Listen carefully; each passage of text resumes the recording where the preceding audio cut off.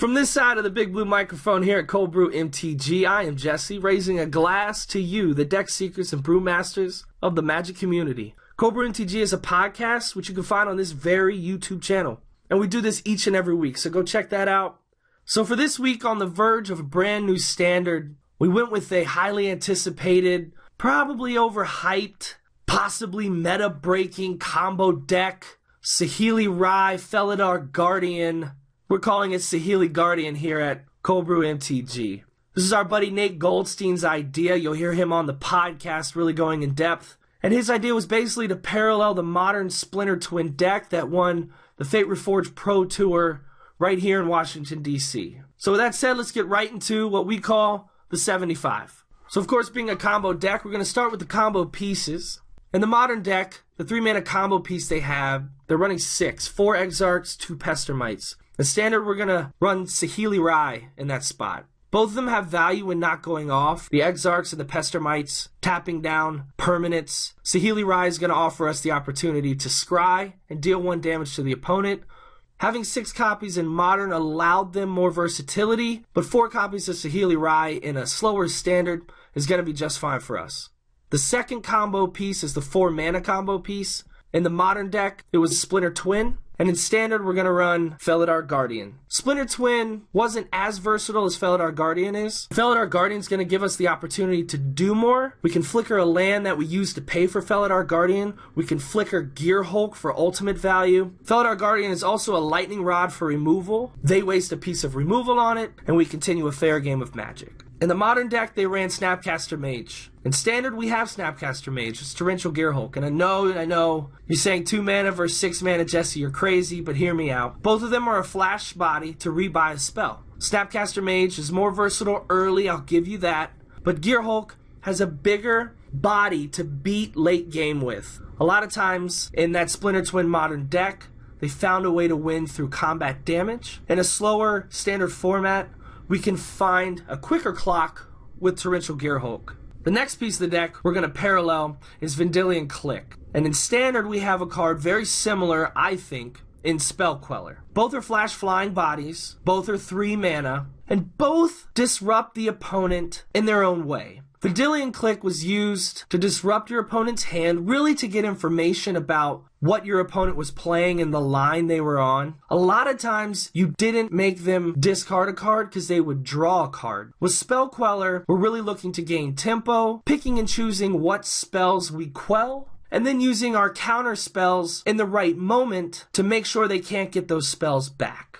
The Modern deck was running Lightning Bolt. I'm not going to tell you that we have a Lightning Bolt because we don't have a Lightning Bolt. A lot of people that I've seen building and brewing this deck are putting Shock into their main board. If you go back and listen to our podcast, I think we have a pretty decent argument why we're running 4 copies of Galvanic Bombardment in the deck. It is the cheapest creature interaction that we can find. Bombardment becomes better than Shock because reach isn't as important to us in the main deck. The Modern deck was running Serum Visions. Serum Visions is obviously 1 mana, but I think the combination of Anticipate, Glimmer of Genius is really going to give us something similar to that. Anticipate is like Serum Visions in that it digs through deep. Glimmer is more expensive, a lot more expensive, but it's digging 4 deep, allowing you to scry first before the draw. And Glimmer really becomes the linchpin of the deck, allowing us to dig as deep as possible to get to our combo piece so that we can go off. Then we get to what I call the meat of the deck, which is really the counter suite that they're running. Modern Splinter Twin's running Spell Snares, Cryptic Commands, which we'll never find in Standard, Remand,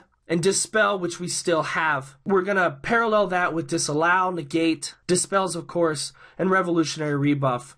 As I said, we don't have Cryptic Command and Remand in Standard for the ultimate value countering spells and drawing cards at the same time. But we do know that we have more general answers. And especially at the time we're recording this, it is an unknown metagame. So cards like Disallow and Rebuff have a place for now as a toolbox, but we're going to have more access in the sideboard to really gain specific counter magic to deal with our opponent in games 2 and 3. And lastly, to round out the main deck, we've got Fumigate. For the Modern deck, Wrath wasn't necessary. It was too fast of a format. In Standard, we kind of need a reset button in a shell like this. And after the reset, we can really go off a lot quicker than our opponent can. Fumigate really rounds out this deck, making it a very viable, competitive deck in any meta. So now let's turn our attention to the sideboard. This is a sideboard that we've come up with prognosticating the meta, prognosticating our own meta. So we're really not sure as to how accurate and how good this sideboard's going to be. But let's take a look anyway, because I think we've got some of the pieces really nailed down. First of all, in the counter suite, we're running 1 Dispel, and this just gives us more protection for our combo against high removal decks. And we have 1 Summary Dismissal. This is sort of the hedge against Eldrazi maybe making a comeback, Aetherworks Marvel, and it's disallow number 3 against activated and triggered abilities like Westvale Abbey, Planeswalker Ultimates, Aetherflux Reservoir, if Storm becomes a thing.